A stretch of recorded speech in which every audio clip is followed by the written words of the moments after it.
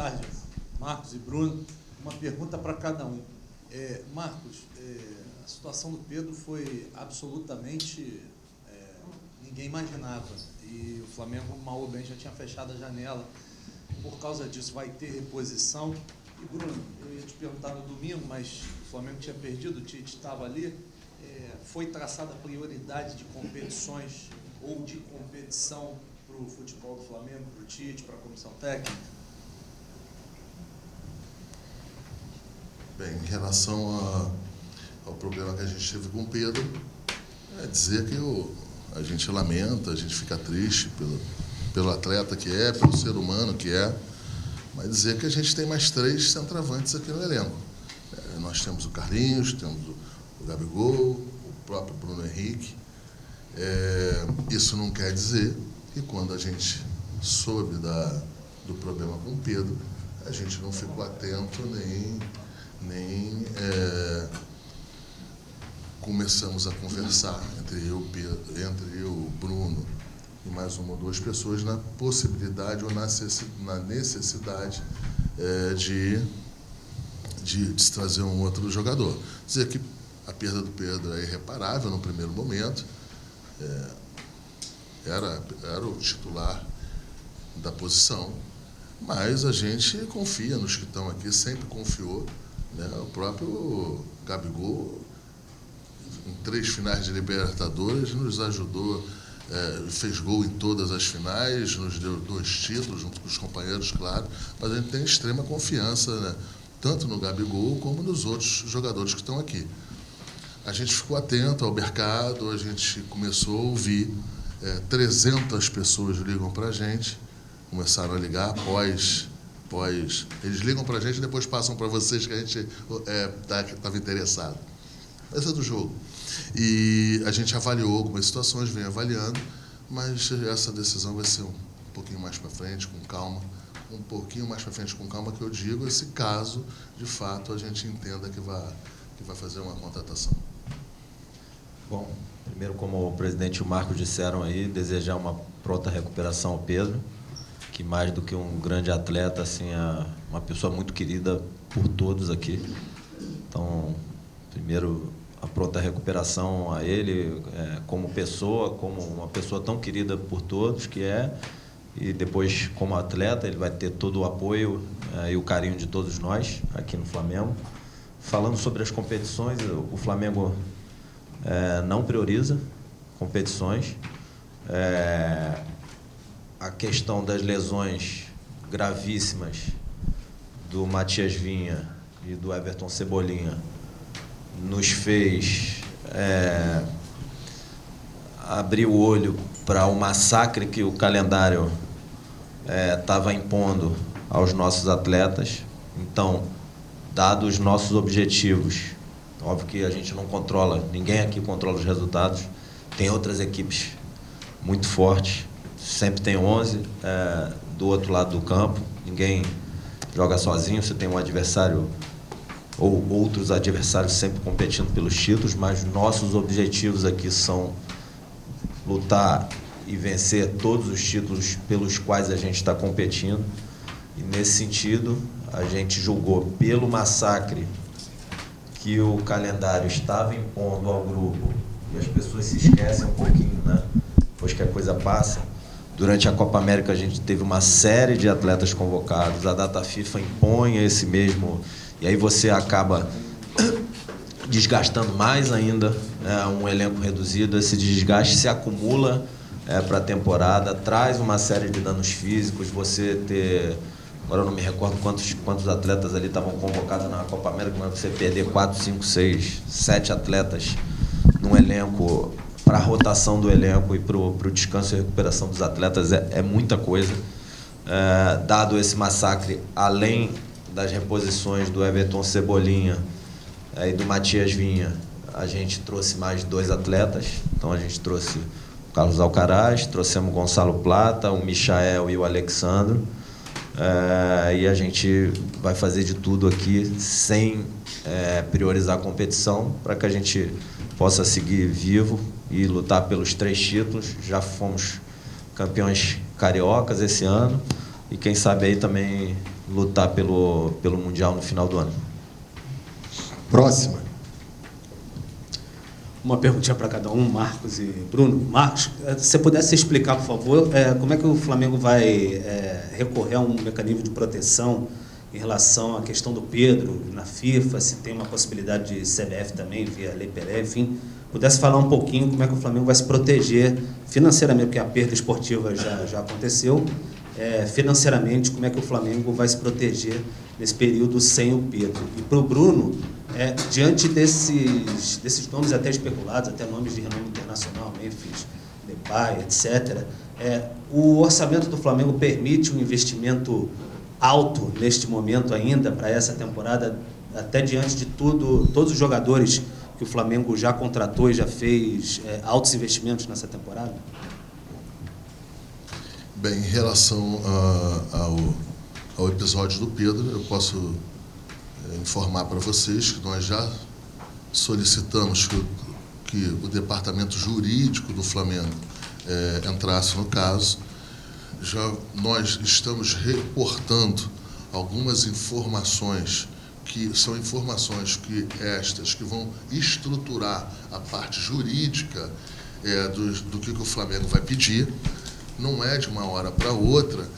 A gente apresenta alguns relatórios médicos, apresenta alguns processos aqui dentro, para que isso aí seja inserido para o departamento jurídico inserir e fazer o requerimento para a CBF. Claro que isso aí não é uma decisão rápida, mas como a gente acredita no bom tom e no bom senso da CBF, eu acho que a CBF vai entender qual foi a perda do Flamengo. A CBF não pode contribuir, num primeiro momento, com a reposição esportiva, né,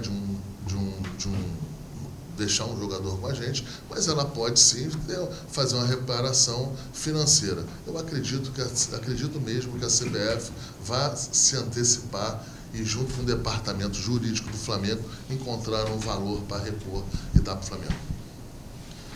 Bom, falando um pouquinho do elenco, como o Marco já disse, a gente tem no próprio elenco, além do Pedro, mais 3 centroavantes, né? O Gabi, o Bruno Henrique e o Carlinhos, que são alternativas aí para o professor Tite e para a comissão técnica. O Flamengo está sempre atento ao mercado.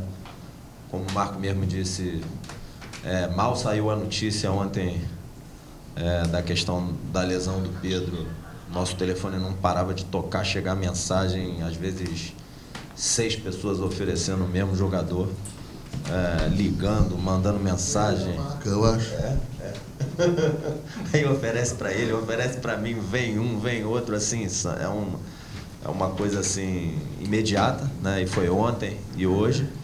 É óbvio que a questão dos recursos financeiros, e a gente é super responsável e conservador sempre em todas as decisões que a gente toma, com a liderança do presidente Rodolfo Landim, a gente é super rígido quanto a isso. Acho que ano passado a gente tinha colocado no orçamento 60 milhões de reais de receita de venda de jogadores, a gente fez 303.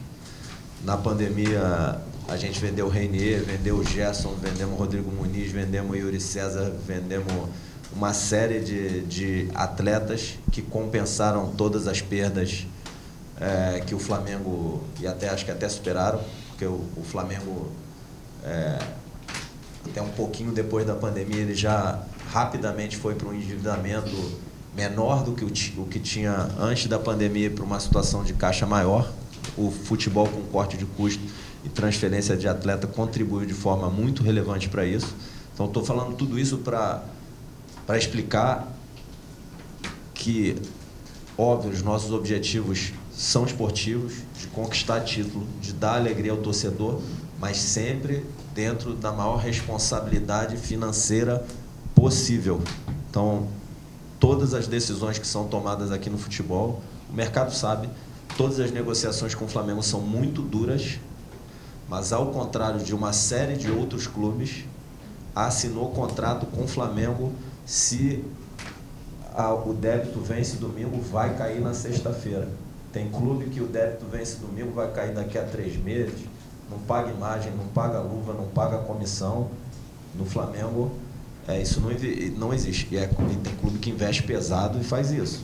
O Flamengo não tem esse tipo de fonte de financiamento para montagem de elenco e não vai cometer nenhum tipo de irresponsabilidade, mesmo pressionado pelo massacre que o calendário impõe ao elenco e pelas lesões que aconteceram. Então, para resumir, temos 3 grandes centroavantes dentro do elenco, o grupo é muito forte, estamos atentos ao mercado, nosso telefone não para, mas a gente vai tomar as decisões dentro da ótica técnica mais assertiva possível e dentro de toda a responsabilidade financeira que o clube sempre foi gerido.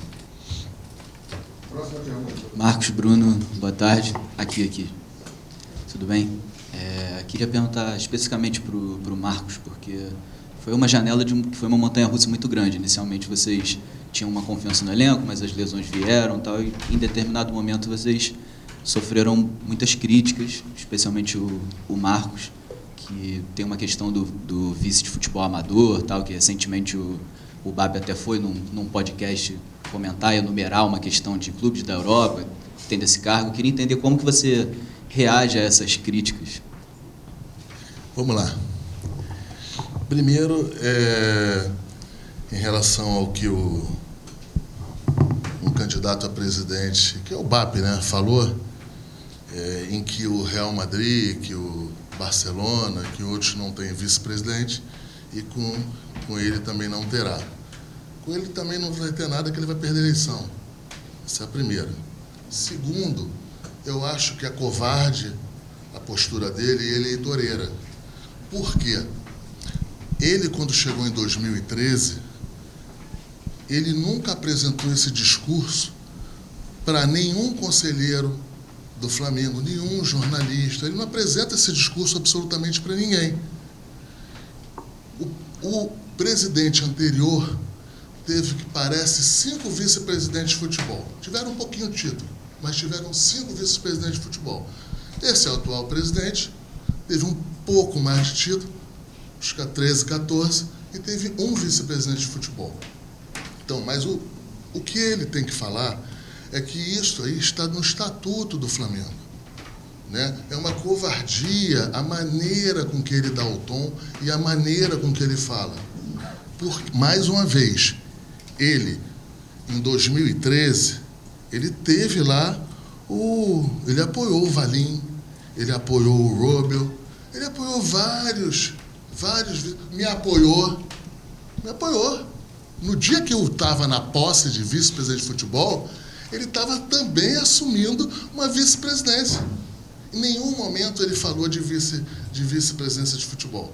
Mas eu entendo, é do jogo, é covarde, mas nem o torcedor é bobo, nem os jornalistas são bobos, nem os conselheiros são bobos. Todo mundo sabe que é eleitoreiro que ele está falando e que não é de coração. Ele deu apoio para mim, me abraçou, estamos juntos.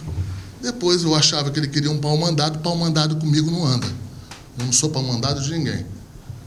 Entendeu? Eu tenho um chefe, eu tenho hierarquia e muitas vezes eu deixo a minha posição, deixo para o presidente Rodolfo Landim, mas daí a fazer o que o nosso querido BAP, na época em que ele estava junto, ou comigo, ou com os outros vice-presidentes, é diferente. Então é eleitoreiro, é do jogo.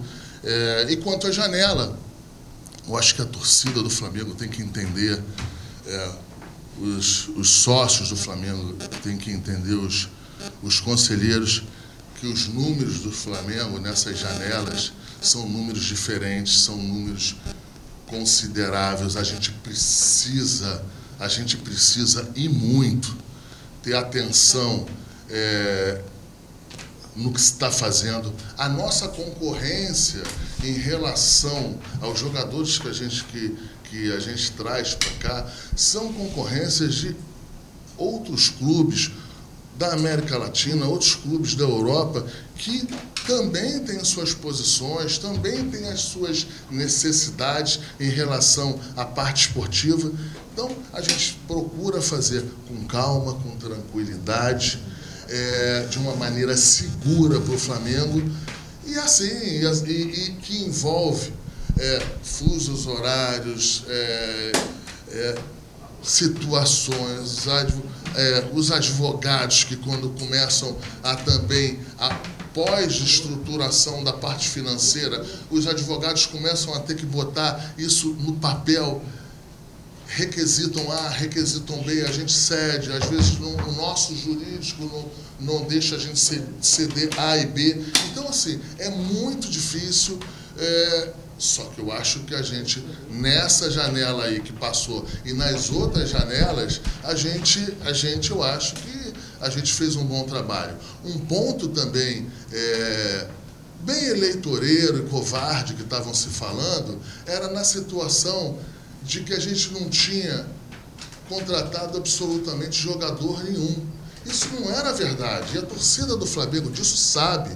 A gente, no começo do ano, a gente adiantou essa janela. A gente trouxe o Alcaraz, a gente trouxe o Vinha, trouxemos o De La Cruz, o Ortiz. Então, eu acho que depois, num segundo momento, a gente complementa essa janela com o Alcaraz, com os jogadores aí, o Alexandre, com o Michael, o La Plata. Então, assim, as pessoas têm que entender que quando a gente começa um processo, muito difícil de não vazar, porque quando você fala com a outra parte chega e tem que falar com a área de comunicação, com a área jurídica, falam com os parentes se querem ou não virem para o Brasil, porque é uma decisão de vida. O Alexandre que estava aqui, ele não tinha que decidir só se queria jogar no Flamengo ou não. Lógico que ele queria desde sempre jogar no Flamengo, mas ele tem que ter uma decisão primeira, se ele quer morar no Rio de Janeiro e morar no Brasil. Então, assim, são situações que não cabem a gente decidir, não cabem e muitas das vezes a gente quer dar celeridade, mas a gente entende que se a gente requisitar essa celeridade, ela pode atrapalhar nas negociações. Então a gente às vezes deixa um pouco o jogador, a família do jogador, o empresário, até mais à vontade de fazer alguns ajustes no mercado e vendo que a situação e que a posição do Flamengo é uma posição firme, forte e que é um melhor projeto. Não foi o que eu falei, o Alexandre aqui acabou de falar que ficou feliz com o projeto apresentado para ele. Outros clubes aqui no Brasil apresentaram. Não sei se é verdade ou não, parece que o São Paulo apresentou. E ele depois, num segundo momento, ele entendeu que deveria vir para cá. Tem que ter paciência, tranquilidade, e tenho certeza absoluta que com qualquer pessoa que esteja aqui, vai precisar de tempo para as decisões e, independente de ser o amador, que querem sempre demonizar, ou o profissional. Os profissionais que passaram aqui são profissionais sérios. O Bruno é uma pessoa que é o meu parceiro desde sempre, é o profissional que mais ganhou, parece que no futebol brasileiro, nos últimos 5, 6 anos. Então, os números estão aí para dar respaldo a quem me deixa aqui ou me deixou aqui durante o seu mandato, que parece que é da maneira que foi, parece que foi uma tragédia. Tragédia a gente viu um tempozinho para trás aqui, que já tinha dinheiro, mas não tinha tido. Só, assim, colocar um pouco outro ponto de vista.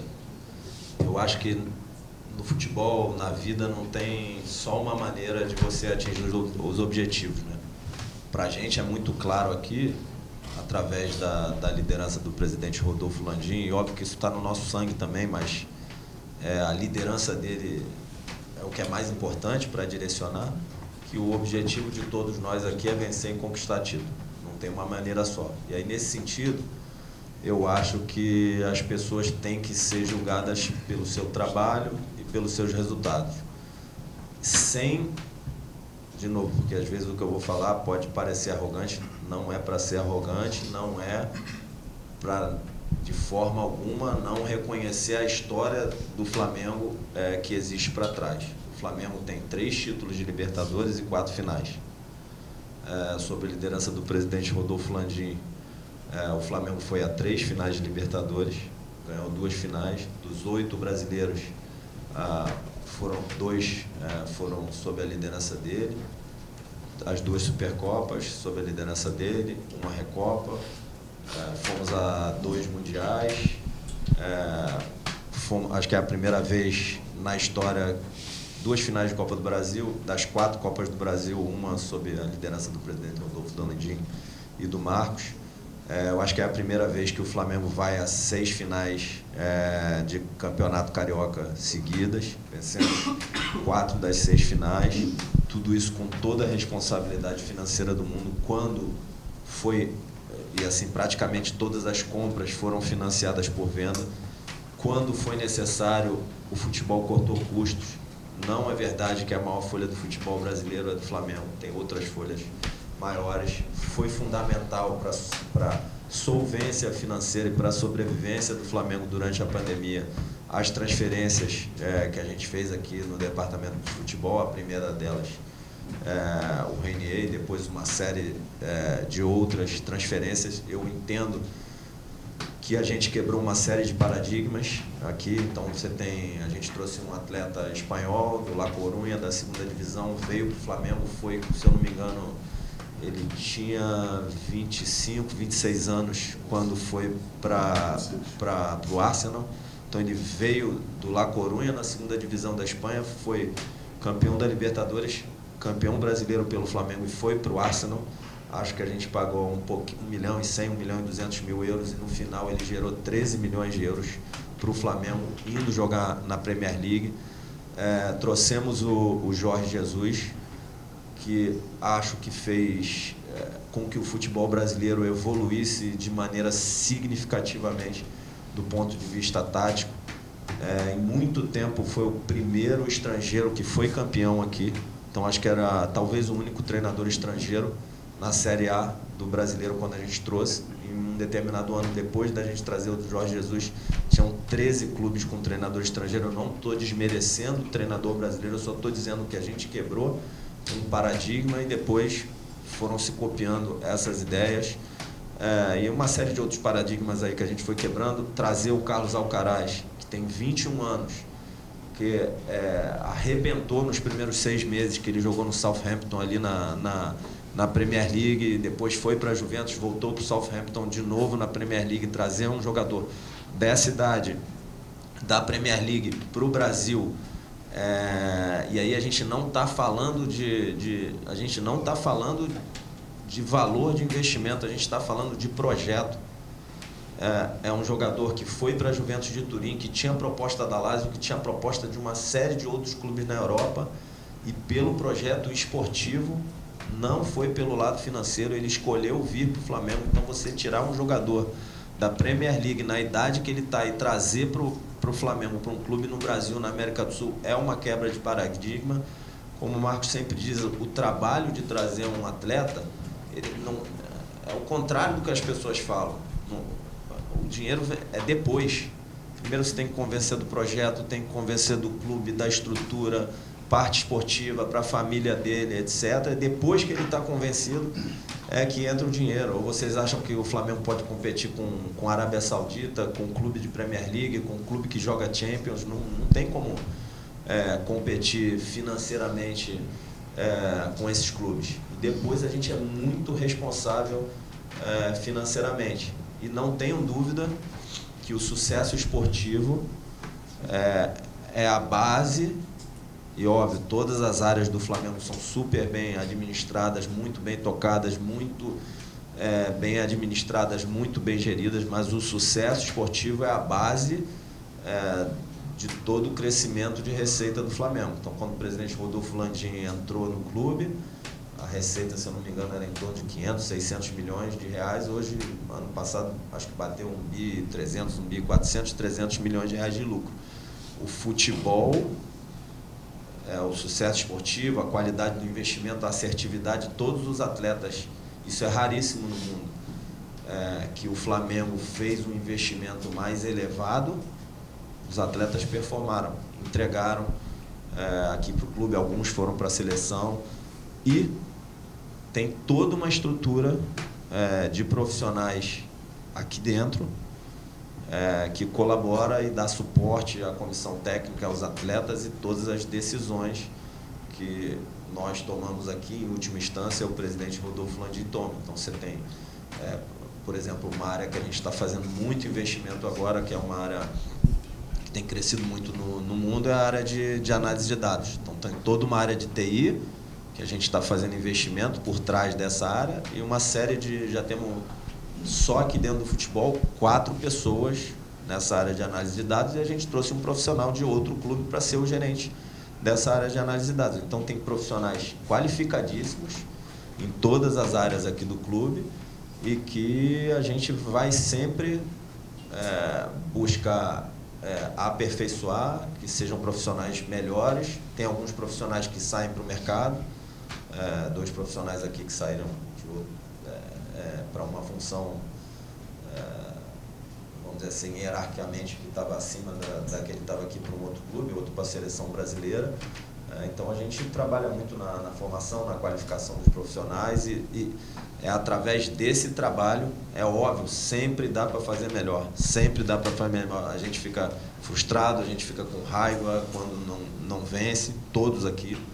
A gente queria ganhar tudo, mas a gente tem que ter muita frieza para analisar o trabalho, o desempenho, os resultados, para não tomar a decisão errada e não andar para trás. A gente tem que saber aonde a gente pode evoluir para o passo ser para frente. Não agir somente com a emoção e instinto, sem estar baseado em dados e fatos para tomar decisão. E assim, poderia ser melhor, sempre pode. Mas eu acho que assim, a gente conquistou bastante títulos ao longo desse ano. As razões estão aí. A razão principal, ela não é financeira. Não é financeira. São uma série de decisões que foram tomadas em termos de assertividade em diversas áreas aqui do futebol, da qualidade e da capacidade das pessoas que estão aqui dentro, das decisões do Marcos, do presidente Rodolfo Landim, e eu sou grato ao Reinaldo Belotti, ao Marcos e ao presidente Rodolfo Landim pelas oportunidades, pelo apoio que sempre me deram e pelo privilégio que eu tenho de estar no cargo que eu estou, no clube que eu estou. E agora é continuar trabalhando e, depois de conquistar o Campeonato Carioca esse ano, espero que a gente possa seguir lutando e trazer os títulos que estão pela frente aí, quem sabe um sonho de mais 4 títulos esse ano aí. A gente tem tempo aqui para mais 2, talvez. Obrigada. Bruno, vou direcionar você, porque você respondeu um pouco disso anteriormente, mas Marcos, fica à vontade para falar. Você comentou que o Flamengo vai seguir com essa prioridade das 3 competições, né? No caso, não vai priorizar nada, vai continuar em busca dos 3 títulos. Eu queria entender se isso é uma decisão do futebol só, eu falo futebol você, mas o presidente Rodolfo Landim e o Marcos, ou isso também é uma decisão em conjunto com a comissão técnica? Olha, o direcionamento de priorizar ou não priorizar é sempre uma decisão do clube, né? Então, a decisão do clube é não priorizar. Por exemplo, quando se fez o planejamento desse ano, a gente colocou para o Tite que o Campeonato Carioca era uma competição, porque eu vi que fizeram perguntas em algumas coletivas, era uma competição que o Flamengo priorizava e desejava vencer. E assim foi feito. E aí, o que a gente tentou fazer agora na janela, trazendo esses 4 atletas, vendo o massacre que o calendário estava impondo ao elenco, somado às 2 lesões gravíssimas, trazer atletas para que o nível competitivo dentro do elenco possa se elevar ainda mais, para que o Tite tenha ainda mais alternativas durante o jogo ou durante o calendário, e a gente possa ter um elenco suficientemente grande para brigar pelas 3 competições. Depois, óbvio, o Flamengo não joga sozinho, tem os adversários também investem, tem grupos muito qualificados, são clubes aí que vão brigar pelos títulos também, mas a gente, de forma alguma, vai priorizar a competição.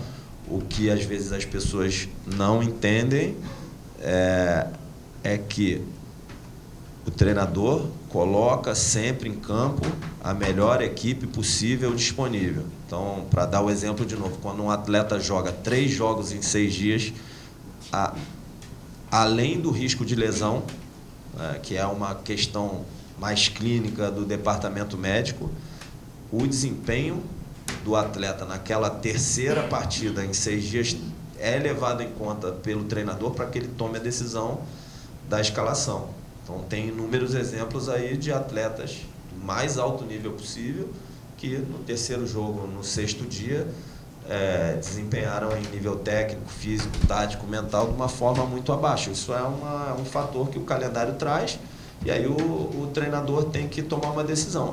E também, assim, o calendário impôs esse massacre, somado às seleções, tem uma série de decisões aí que, pelas lesões e por esse massacre do calendário, o treinador teve que tomar, que nada tem a ver com priorizar uma competição ou outra. O calendário, as lesões, o cansaço e a performance que impuseram. E, de novo, o professor Tite já falou isso, a gente é muito grato e elogia muito o comprometimento dos atletas que se colocaram à disposição no momento que se fez necessário pelo massacre do calendário e pelas demandas das seleções que desfalcaram de forma muito severa o Flamengo para executar outras funções que, por vezes, eles não executavam há muito tempo nas carreiras deles ou nunca tinham executado.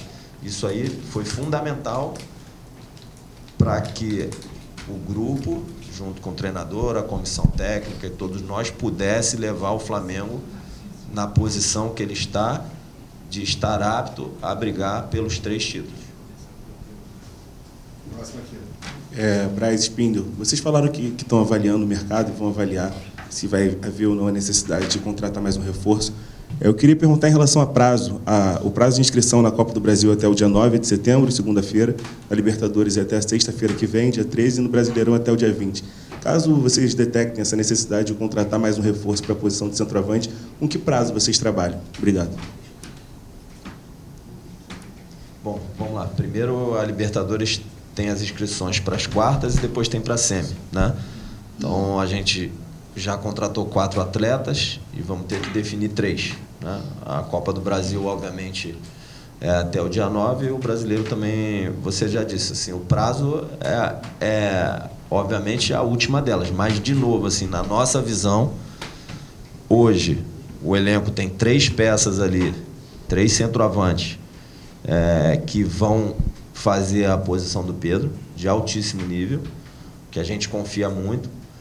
Agora, a gente está atento ao que estão nos oferecendo, está atento ao que a gente já monitora, já conhece. Óbvio que